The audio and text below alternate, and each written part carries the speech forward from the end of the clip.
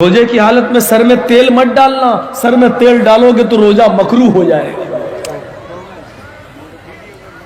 دن بھر نہا رہا ہے، نل کے نیچے بیٹھا ہے، پانی سر کے اوپر جا رہا ہے، روزہ مکروہ نہیں ہو رہا، تیل لگاؤ گے تو روزہ مکروہ ہو جائے گا۔ تیرے باپ کا دین ہے، کہاں سے لایا تو؟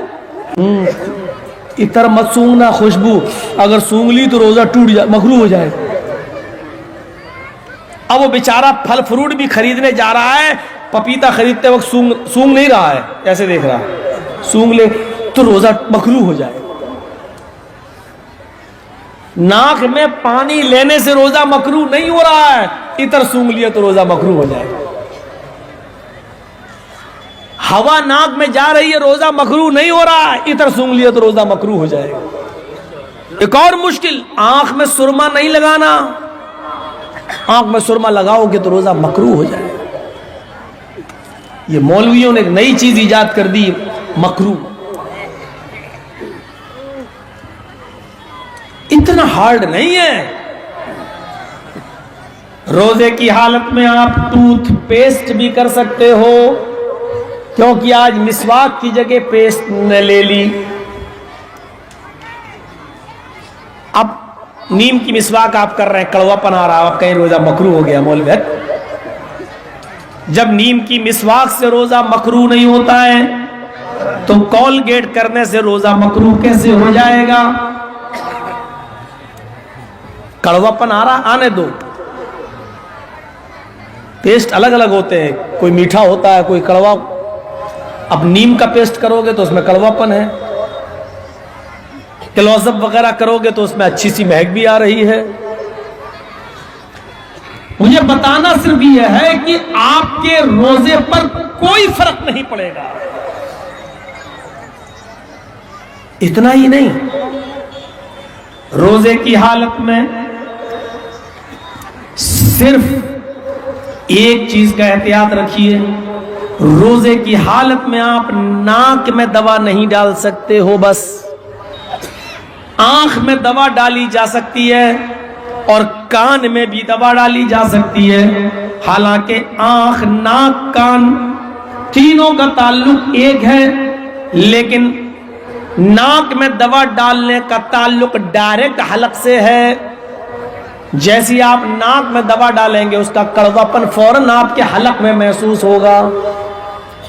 جس کا ڈائریکٹ تعلق آپ کے حلق سے ہے وہاں رکاوٹ ہو گئی، آپ صرف ناک میں دوا نہیں ڈال سکتے ہو، لیکن آنکھ میں دوا ڈالی جا سکتی ہے اور کان میں دوا ڈالی جا سکتی ہے۔ روزے کی حالت میں ٹوتھ پیسٹ کیا جا سکتا ہے، روزے کی حالت میں سرما لگایا جا سکتا ہے، روزے کی حالت میں عطر لگایا جا سکتا ہے، روزے کی حالت میں خوشبو کو سونگا جا سکتا ہے، روزے کی حالت میں تیل بھی سر میں لگایا جا سکتا ہے۔ آپ کے روزے پر اس کا کوئی فرق نہیں پڑے گا۔ گلوکوز کی بوتل آپ نہیں چڑھا سکتے، جو بوتل آپ کو طاقت پہنچا رہی ہے، آپ کے جسم میں تقویت دے رہی ہے، وہ آپ نہیں چڑھوا سکتے۔ اگر درد کا انجیکشن ہے اور آپ کے جسم میں بہت شدید درد ہے، ٹیبلٹ آپ روزے کی حالت میں کھا نہیں سکتے اس درد کو روکنے کے لیے، لیکن اگر کسی انجیکشن سے آپ کا درد بند ہو رہا ہے تو آپ یقیناً درد کو بند کرنے کے لیے انجیکشن بھی لگوا سکتے ہو، بشرط یہ کہ وہ انجیکشن طاقت کا نہ ہو، ملٹی وٹامن منرلز وغیرہ کا نہ ہو، ہاں درد وغیرہ کا ہو تو روزے کی حالت میں انجیکشن بھی لگوایا جا سکتا ہے۔ آپ نے صبح سحری کی ہے، صبح صادق سے پہلے آپ نے سحری کی ہے، آپ نے روزے کی نیت کر لی ہے، روزہ رکھے ہوئے، دن میں آپ کو 10 بجے کے قریب بخار آ گیا ہے، ڈاکٹر نے چیک اپ لکھ دیا ہے کہ یہ بخار معلوم کرنا ہے کس چیز کا ہے، ڈینگو تو نہیں ہے، ملیریا تو نہیں ہے، آپ اگر کمزوری محسوس کر سکتے ہیں اور روزہ پورا کر سکتے ہیں تو کر لیجئے. اگر بہت زیادہ کمزوری ہو رہی ہے تو آپ روزے کو توڑ دیجئے اور اس روزے کو بعد میں پورا کیجئے. لیکن آپ کے اندر روزے کی طاقت ہے, ہم رکھ لیں گے, کوئی ہمیں پریشانی نہیں ہے. تھوڑی بہت کمزوری ہم برداشت کر لیں گے تو بہتر ہے کہ اس کو پورا کر لیا جائے.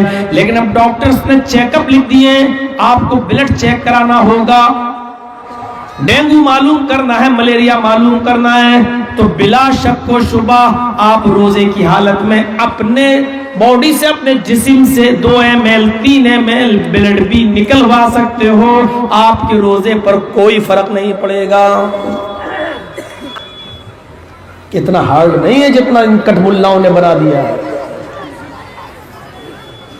ادھر تو کیلا کھانے کی اجازت ہے, سیب کھانے کی اجازت ہے, تم پپیتا تک سونگھنے کی اجازت نہیں دے رہے ہو. ارے مولویوں کہاں لے جا رہے ہو اس دین کو؟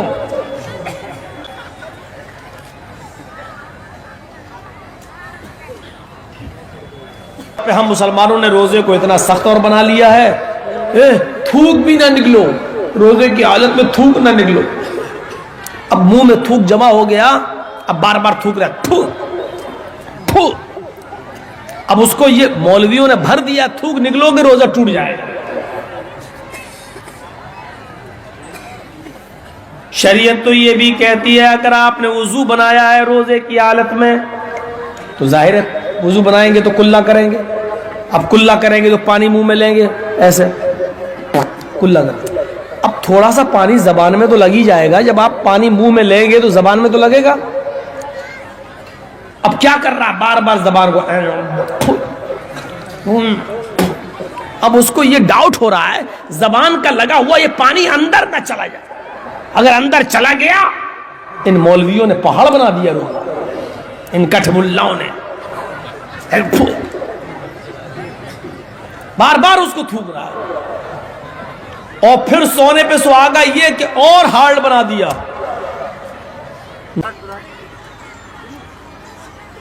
اب ایک اور ہارڈ روزے کو مشکل بنا لیا. کیا بھائی ایمانوں والو, تمہارے اوپر رمضان کے روزے اسی طریقے سے فرض کر دیے گئے جس طرح تم سے پہلے کے لوگوں پر فرض کیے گئے تھے, تاکہ تمہارے اندر تقویٰ پیدا ہو جائے, تاکہ تمہارے اندر اللہ کا ڈر پیدا ہو جائے.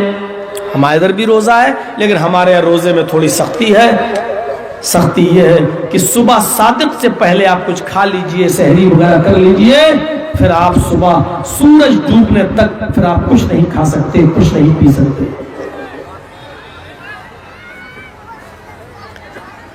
پھر لوگوں نے, اور خاص طور ہندو دھرم میں بھی جب نبی آیا ہے تو اس کا دھرم بھی اسلام الگ کیسے ہو سکتا ہے؟ کچھ چینجنگ ہو سکتی ہیں, کچھ تبدیلیاں ہو سکتی ہیں, تغیرات مرور ایام, دنوں کے گزر جانے کی وجہ سے کچھ دھول جم گئی ہے. میں اسی دھول کو ہٹانے آیا ہوں. سنیے, نماز بھی ادھر, روزہ بھی ادھر, نماز ادھر, روزہ بھی ادھر.